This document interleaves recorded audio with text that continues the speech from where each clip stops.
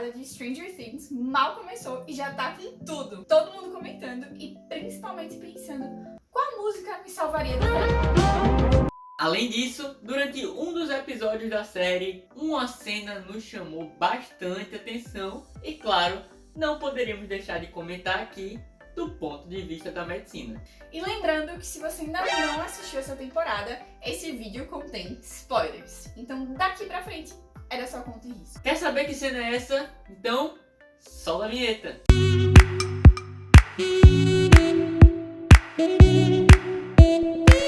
Bom, a gente sabe que o mundo divertido não é 100% igual à Terra, apesar de ter lá os objetos, as casas, tudo bem que é no mundo normal. Porém, a nossa ideia aqui é comentar o que aconteceu baseado somente do ponto de vista da medicina. Principalmente a como ocorreu e o que é que foi dito sobre aquela cena. Então, que cena é essa? Bora dar uma recapitulada. O quarteto Steve, Nancy, Robin e Ed está lá no mundo invertido lutando contra uma espécie de morcego, um bicho bem estranho na verdade, mas que lembra muito morcego. E o Steve acaba sendo mordido, na verdade mordido várias vezes, por esse bicho estranho.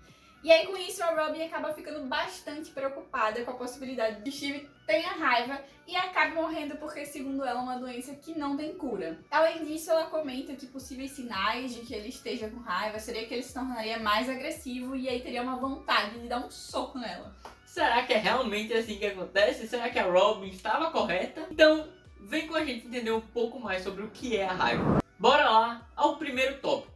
Antes de tudo, o que é a raiva? Basicamente, a raiva é uma antropozoonose, ou seja, uma doença própria de animais e que pode ser transmitida aos seres humanos. E além disso, ela é encontrada quase que no mundo todo. Essa doença é causada por um vírus do gênero Lyssavirus e, dentre algumas de suas características, a gente pode citar: primeiro, que ele tem a forma de um projétil, ou seja, já é um vírus diferenciado, e além disso, ele tem uma predileção por células do sistema nervoso central, ou seja, é lá que eles agem e é lá que eles se replicam. Uma curiosidade é que Lissa é uma palavra grega e que na verdade se referia a uma deusa grega que era a deusa da raiva. Faz sentido. Mas como é que a raiva é transmitida? Basicamente ela pode ser transmitida pela mordedura, arranhadura ou até a lambedura de alguns animais. Porque esse vírus, como eu falei, ele fica nas células do sistema nervoso central, mas muitas vezes ele se dirige às glândulas salivares desses animais. Ou seja, na hora que você morde e lambe, ao entrar em contato com a pele ou com alguma ferida, ele acaba entrando naquela região. Mas não é só cachorro que faz isso, ao contrário do que muita gente pensa. Gato, cachorro, boi, vaca, morcego e por aí vai. Como eu disse, é uma doença própria de mamíferos, então basicamente todos esses mamíferos vão poder causar essa doença.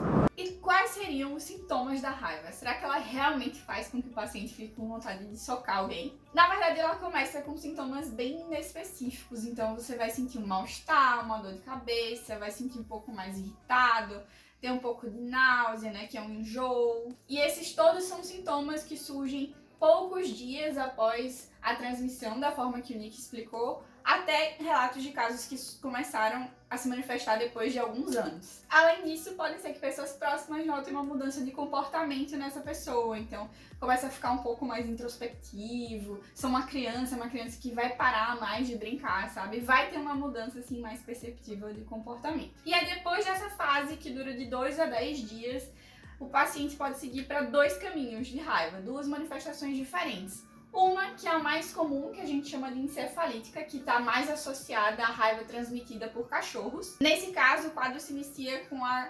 hidrofobia. É uma aversão à água em que o paciente não consegue beber água porque ele tem uma paralisia dos músculos da garganta, mais especificamente os músculos do esôfago. E é algo muito doloroso para o paciente também. Então, além disso, vai ter também fotofobia, que é uma aversão à luz. Ele também vai ter cialorreia, que significa que ele vai começar a formar muito mais saliva, então o paciente que vai babar e é algo que tá muito na cabeça das pessoas quando ela pensa num cachorro com raiva, por exemplo, é um cachorro que baba muito.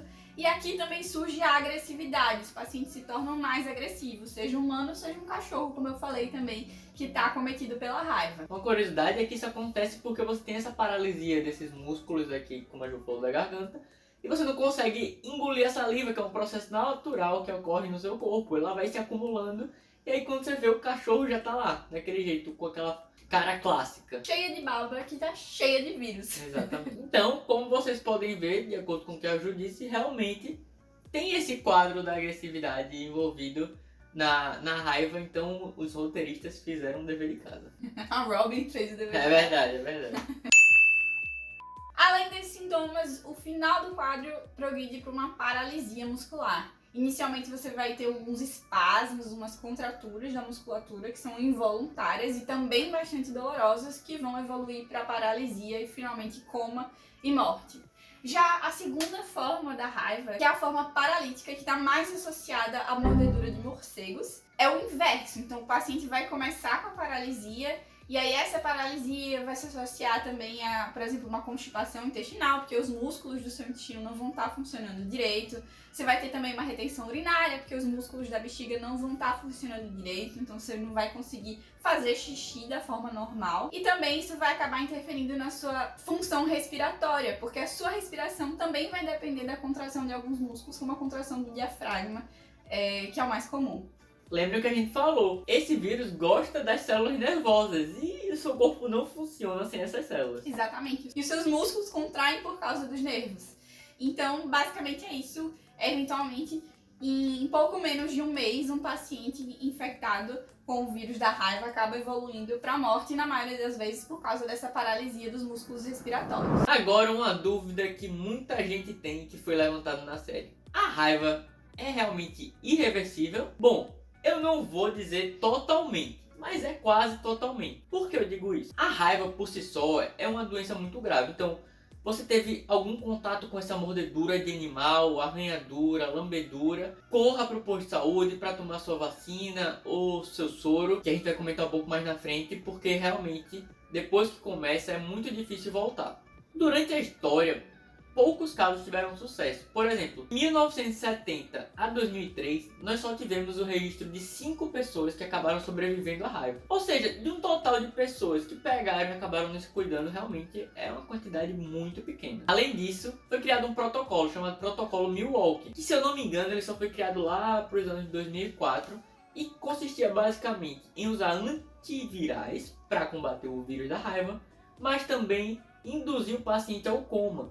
Ou seja, você já vê que já é uma terapia bem mais agressiva, que se mostrou eficaz em alguns casos, mas não em todos. Uma curiosidade é que esse protocolo inspirou pesquisadores brasileiros a criarem um outro protocolo, que é o Protocolo Recife, que foi criado em Recife por pesquisadores de Recife, que é basicamente uma modificação do protocolo Milwaukee, mas que também só funciona em casos muito específicos, muito no início da doença também, no início, na verdade, da exposição, né? E que, de qualquer forma, esses protocolos só foram criados muito depois da época em que se passa a série Stranger Things. E o ano da série, da 4ª temporada, é 1986, então ainda demorariam alguns anos para ter essa possibilidade. Então eu falei anteriormente sobre a vacina e o soro da raiva. Como é que eles funcionam? Acho que todo mundo aqui basicamente sabe como é que funcionam cada um deles, mas só para comentar, a vacina da raiva é de um vírus inativado, ou seja, é realmente o vírus da raiva, só que enfraquecido, e que pode ser aplicado em até 4 doses. Isso varia muito de acordo com qual animal que mordeu, se era um animal sem suspeita, se já tinha suspeita de raiva, se é um animal silvestre, se é um animal doméstico, e também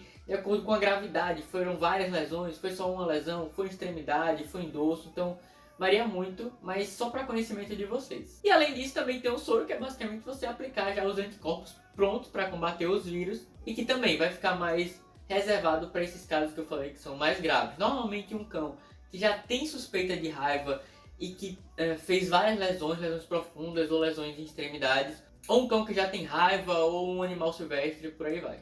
Mas é importante lembrar que em casos de acidente, de mordedura ou arranhadura com qualquer cachorro que você não saiba se tomou a vacina de raiva recentemente, no último ano, é importante procurar um atendimento médico para verificar se há necessidade de fato de fazer a vacina ou de repente o soro antitetânico ou não.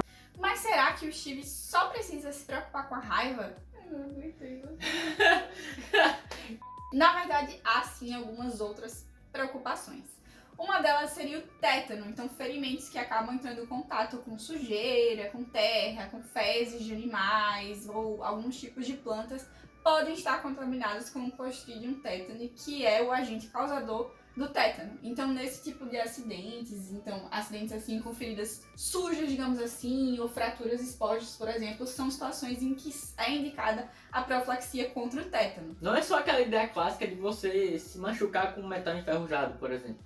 E além disso, uma outra preocupação seria com o choque, mas não é o choque elétrico. É o choque que a gente chama de choque circulatório, mais especificamente o choque hipovolêmico, que é quando o nosso corpo acaba tendo uma quantidade de sangue menor do que é necessária para suprir oxigênio para os nossos órgãos e tecidos. Então, em casos de grandes sangramentos, por exemplo, que poderia ser o caso dele, ou um sangramento bem persistente, assim, sabe? Você pode acabar perdendo sangue e aí você não tem sangue suficiente para suprir o resto do seu corpo. Tanto é que foi o que aconteceu na série. O Steve depois começou a apresentar uma tontura, ele tava com bastante feridas.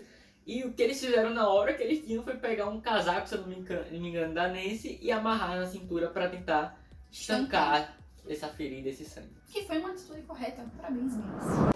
Bom, então realmente a gente pode ver que a Robin estava certa com essa preocupação com relação à situação de Steve. Não sabemos totalmente certo, porque é um bicho de outra dimensão. Mas fica aqui, né, o aviso, o ensinamento a respeito da raiva. Se você assistiu até aqui e gostou do vídeo, não se esquece de deixar um like aqui embaixo se você ainda não deixou.